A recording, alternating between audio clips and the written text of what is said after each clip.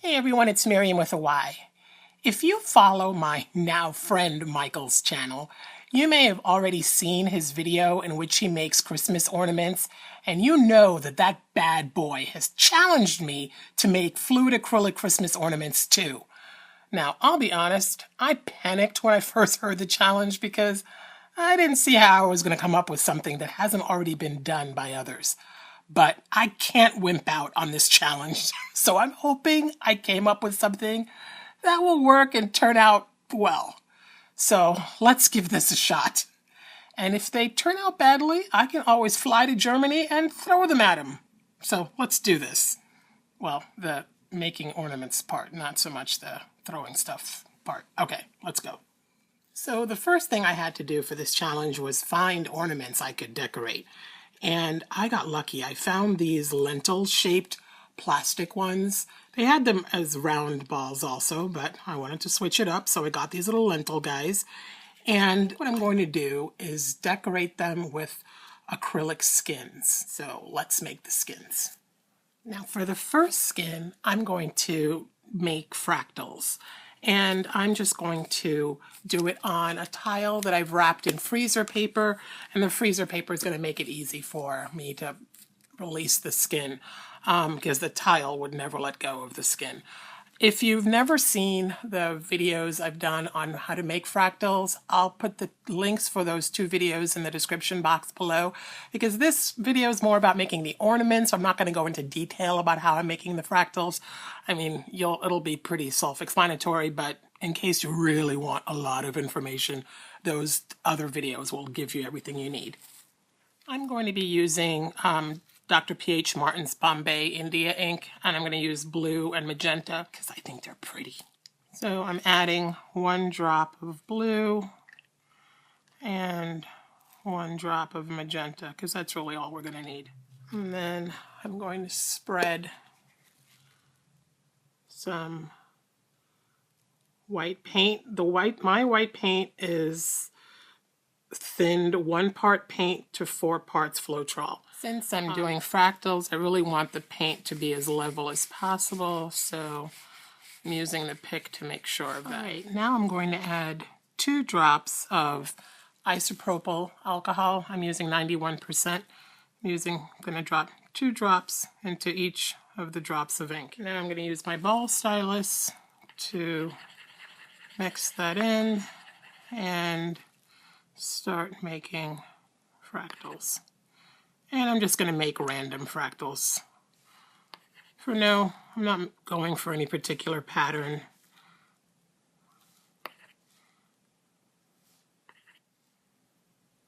And I'll switch it up by adding blue ones periodically. And I'm going to make them all different sizes. This will be a little random little pattern, so I'm going to work on that for a while. And what I'm doing now is what I call feeding the fractal. Because if I just drop 1 large drop, I'll have a huge center, and I don't want that. So if I start out with a small drop and I just keep adding a little bit in the middle, then the center stays about the same size, but then the branches spread out evenly. Now, because the process of making fractals, what's happening is when you add the drop of alcohol, it's pushing paint away. So the center of fractals can be a weak spot. So since I don't want that, because I'm going to need this to be a skin that I can pull on, I'm going to reinforce the centers by adding some white paint back into the centers. And then what's fun is that the fractal then forms inward also. So I don't know if you can, I hope you can see, like especially in this one, it's really clear in that one. And since I still have some ink out, I figured I better make another one just in case something goes wrong. You never know. Plus, having 2 will definitely give me more options. And then I'm just wrapping this one up. And then we can move on to the next skin. All right, for the second skin, I'm going to use metallics. This is a pale gold. It looks cream in the bottle, but it dries like a really pale gold. And copper. I'm going to add that to a little bit of white and a touch of black periodically just to give a little contrast. And for this skin, I wrapped a 6 by 6 inch tile in freezer paper. And there's silicone only in the copper.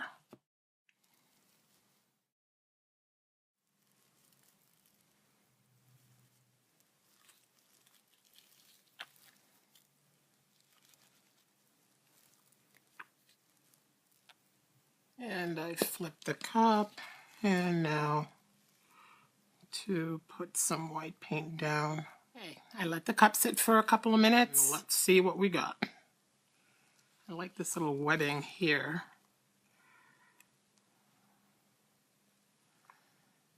Now, I'm not going to be super particular. This is for an ornament. I just want some metallic prettiness and swirly stuff. So I'm not going to kill myself trying to get the perfect pour. And since I need this skin, give me as many options for where I want to cut pieces as possible. I'm going to try to cover the whole panel. I think we'll have some pretty parts to cut out for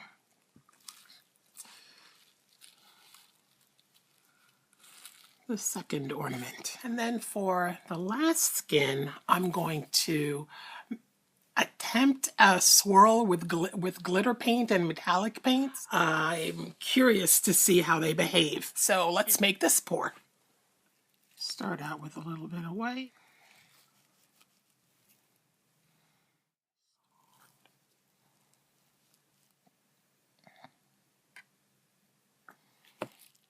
And finish up the glitter. All right. Okay, I've poured a little bit of, a really thin layer of white paint just in the center. Let's start this swirl and see what happens. It's definitely very blue because that was the point. And I can see the glitter being dispersed throughout, so that's kind of cool. Trying to think of what I want to do to the edge. I have these sort of runoff paints left over from other pours, and these have silicone. None of the paint here has silicone, so I kind of want to get a little radical and crazy on the edge. Because, again, this is the time to do it, because this is just going to get cut up for ornaments, so I can pretty much do anything I want in this. It's kind of how I'm seeing this.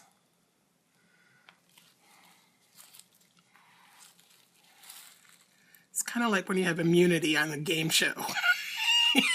or one of those sort of competition shows. That's when you can take all the crazy risks. That's kind of how I feel about this right now. Because rather than just keep putting white all the time, I'm just going to go not so cuckoo and put whatever I want. I think I have another. This is another runoff.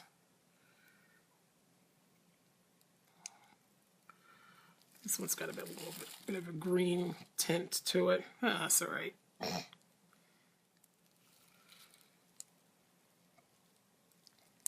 Again, my bigger concern is getting decent coverage so that I have the biggest skin possible. Gotta get this side a little bit. And again, I'm just filling this up because the more paint I have on the edge, the easier it is to free the skin. So it's kind of nice not to have to be perfect in this. It's kind of cool. It's very freeing. It's like finger painting and being a kid, for sure.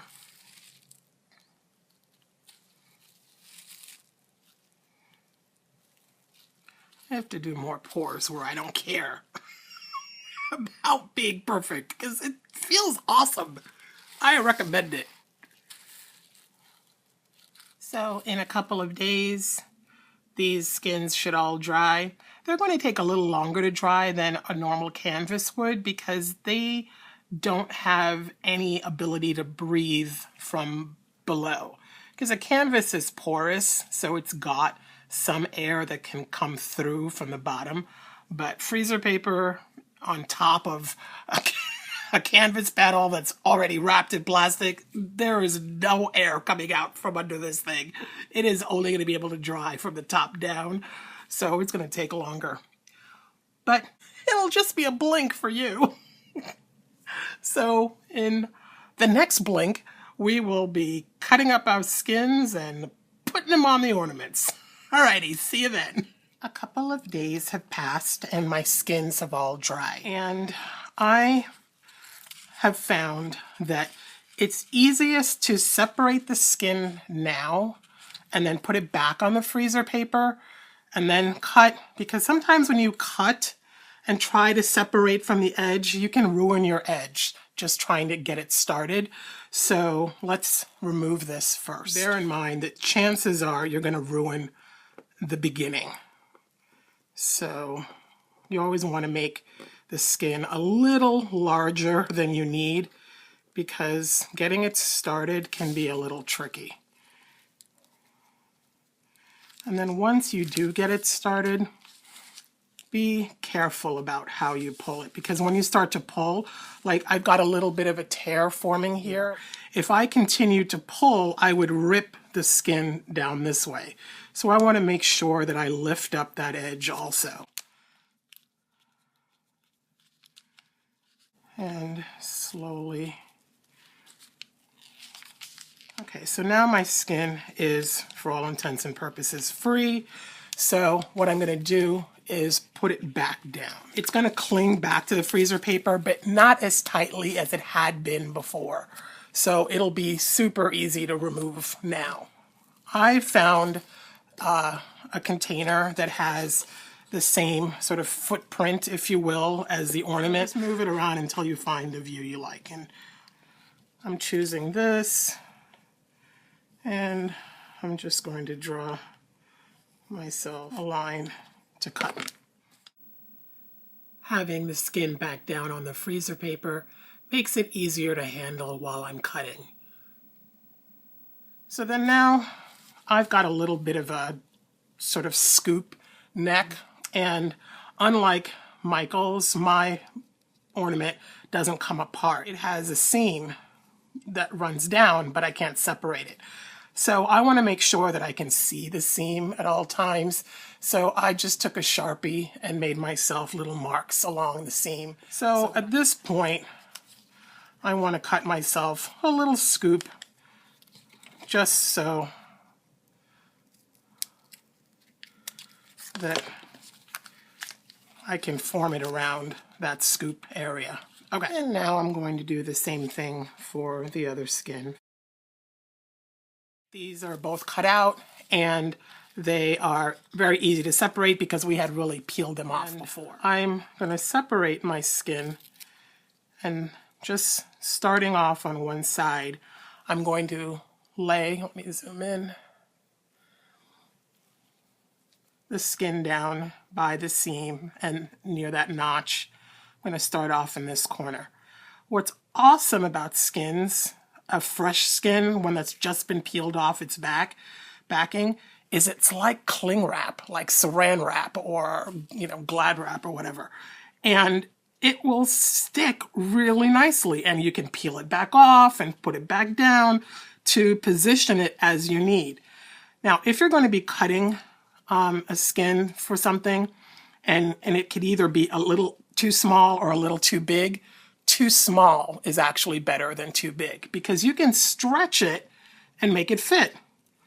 And you don't want to stretch it too much because you don't want to rip it, but it'll stretch quite a bit and will adjust to what you're trying to get it to fit onto. And you can smooth it down and get all the wrinkles out. If you get a wrinkle, you don't like it, you can lift it back up and just keep smoothing until you get this all the way around and get your edge along your seam. Now, I've reached a point where no matter what I do, I would get a wrinkle because I have too much skin left over. You know, it's just a little bit, but just enough to be an issue. So the best thing to do now is to trim it a little. Because again, you can pull the skin to meet where you need it to go. And there's going to be a point at which there's going to be a little wrinkle that you just can't do anything about. And if that's the case, just get it so that it's sort of little on the edge, and then just press it down. It'll stay down. So now I have to decide, what do I want to do with the back? I could paint it, or in this case, what I'm going to do is use the other skin and put that on the back. And I'm going to do exactly the same thing as before. Start and then have the seams meet up. If they overlap a little bit, that's fine. And the skin will cling to another skin very easily. And it'll, like I said, it'll definitely cling to your ornament without any difficulty. It won't cling easily to things like wood or paper, or it needs to be like a slick surface, just like, you know, plastic wrap has to be, you know, like the saran wrap or Glad wrap. It really needs a slick, smooth surface. But once you have one of those or another skin, it will hold on for dear life. Now, as I'm doing this, I'm not killing myself trying to get the perfect seam because we're going to be covering this up. Okay, so it's all done. I have the skin nicely pressed on all the way around, and I have a little gap here, and it doesn't matter because of what we're going to do next. This was a challenge after all, so I've got to just go to town.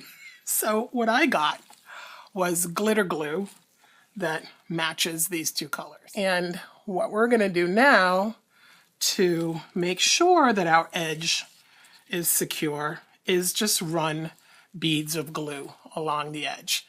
And it'll be a pretty bead of glue.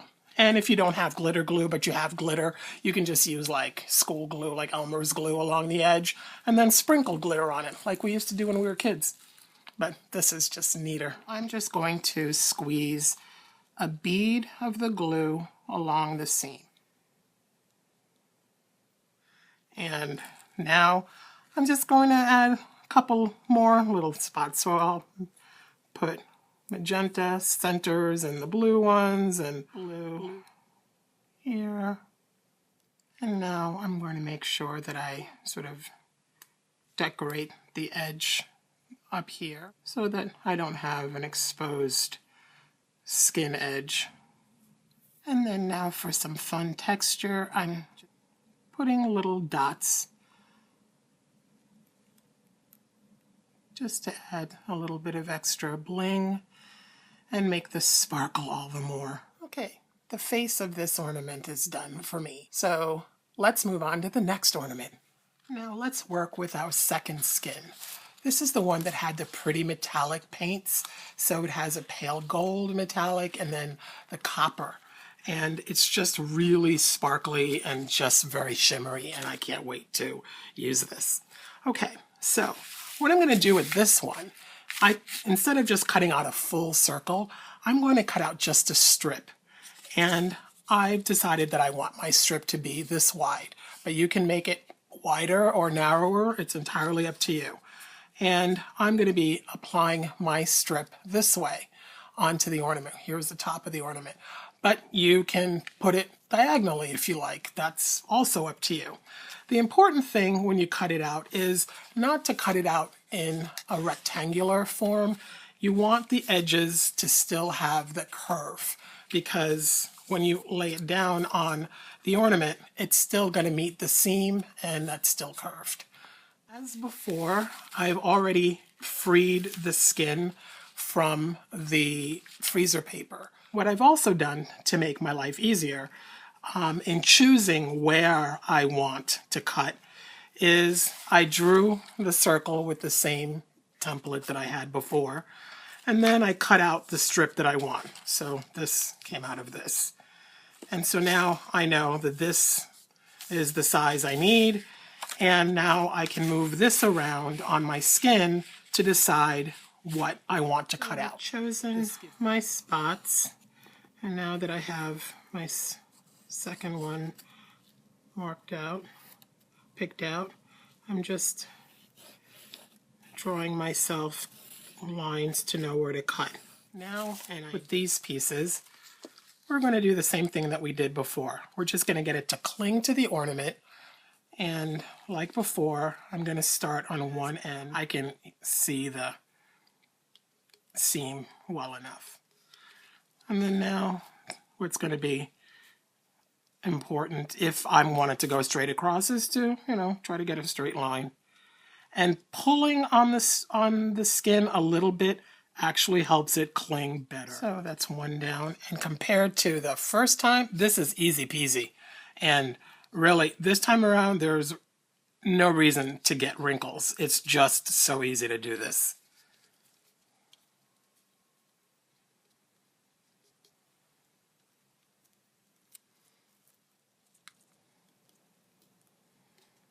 And I'm just getting the last bit on and met up.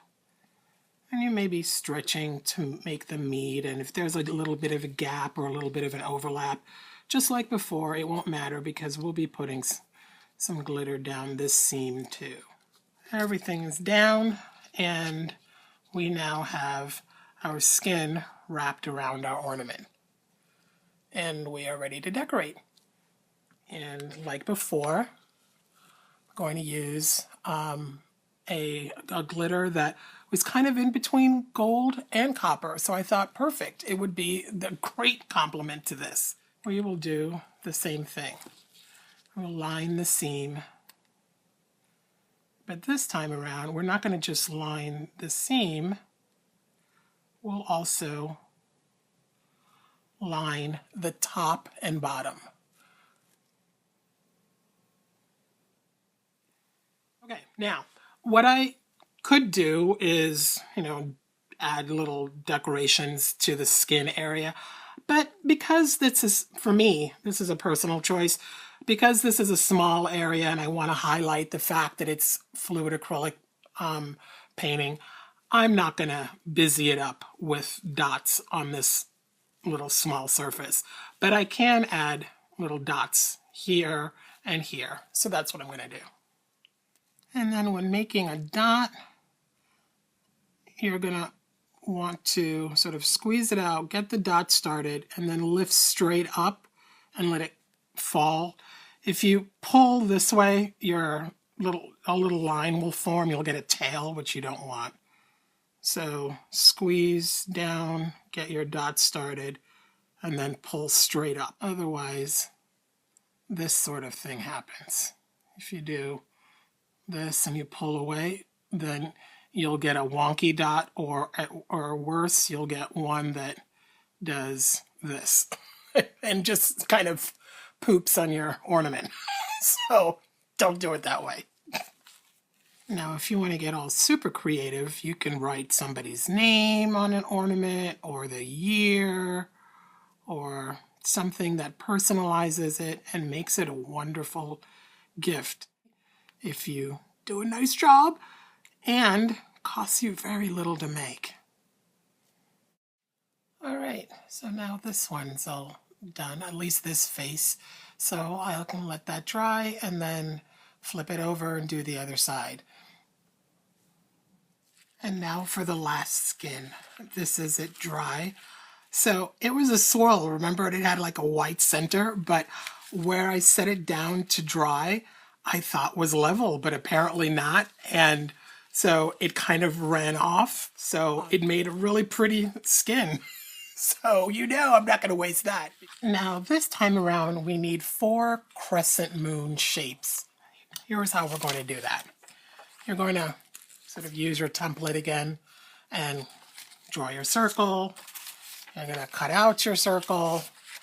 Then you're going to fold your circle in half, and perfectly in half.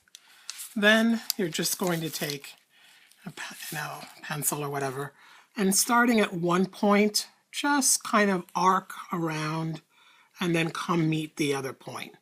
It doesn't need to be perfect. You want it to be at least this much. You don't want it to be this much. That's too much. But somewhere around there. And then you'll cut that out. I've done mine in cardstock, just a little stiffer. And then I made myself a window to pick my pieces. Now, when I was thinking about what glitter I was going to use to coordinate with this felt really too dark for this. I wanted to be able to use this one. And remember how I used that runoff paint before? Well, this will work really well with that. So I want to pick up some of that color in all of my crescent moons. So that's why I pick spots that are on the periphery.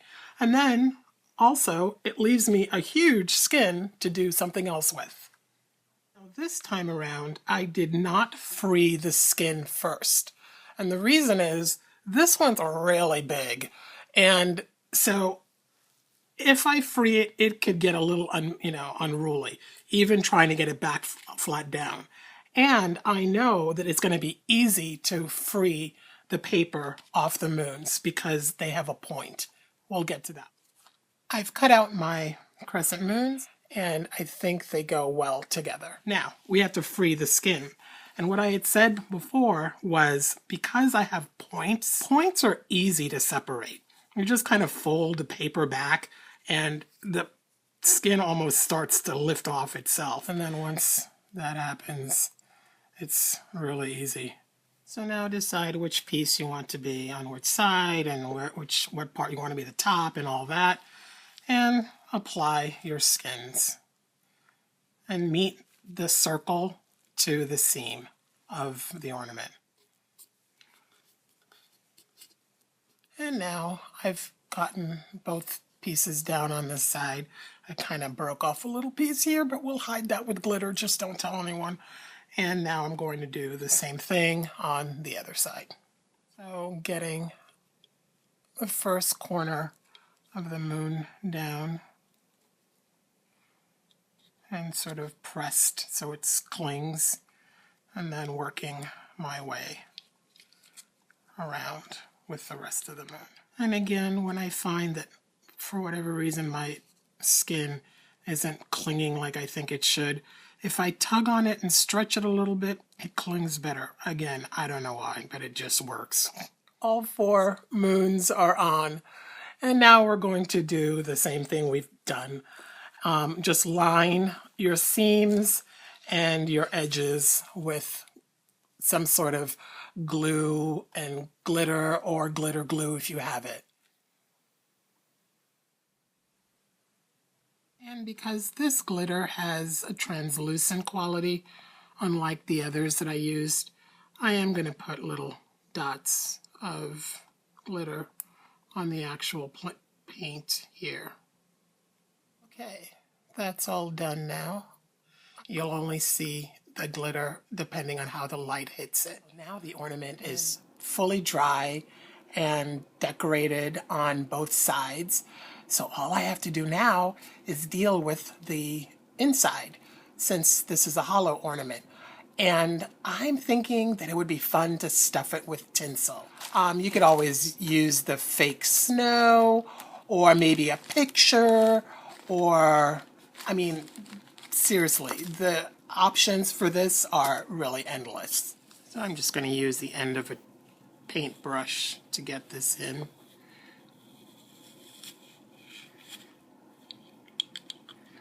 And then hopefully spread it open once it's in there.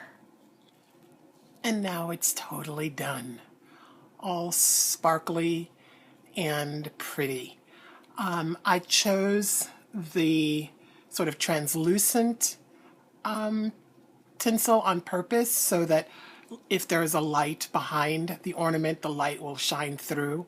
So this will make this one particularly pretty on the tree. The very final step, okay, well, before putting the little caps back on, will be spraying your ornaments with a couple of coats of some sort of glossy spray finish. I personally used Krylon Crystal Clear for mine, and I'll put a link to this in the description box below the video for you. This is going to protect your acrylic skins, and almost more importantly, it's going to protect your glitter embellishments.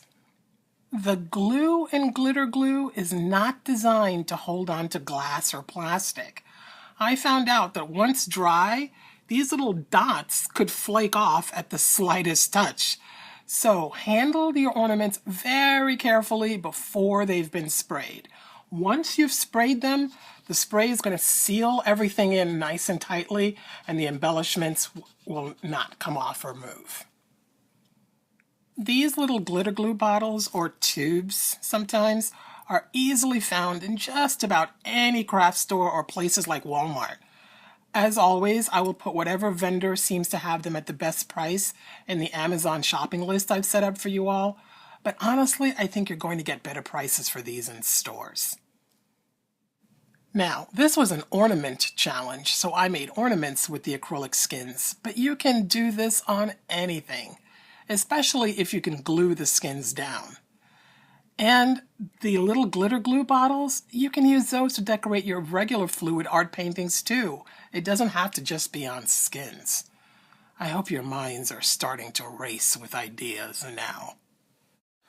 Okay, Michael, I'm hoping I've met my challenge, and equally important, I'm hoping you all enjoyed this. Let me know in the comments, and let me know what ideas spring to mind when you're thinking about using these techniques. Give me a thumbs up to let me know you'd like to see more projects like this.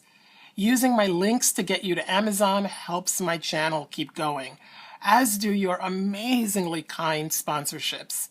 You can also help by sharing this video as much as you can. Remember to subscribe. Thank you all for watching this. It was so much fun to do, and I already can't wait for the next project. Have a wonderful week. See you next time. Bye now.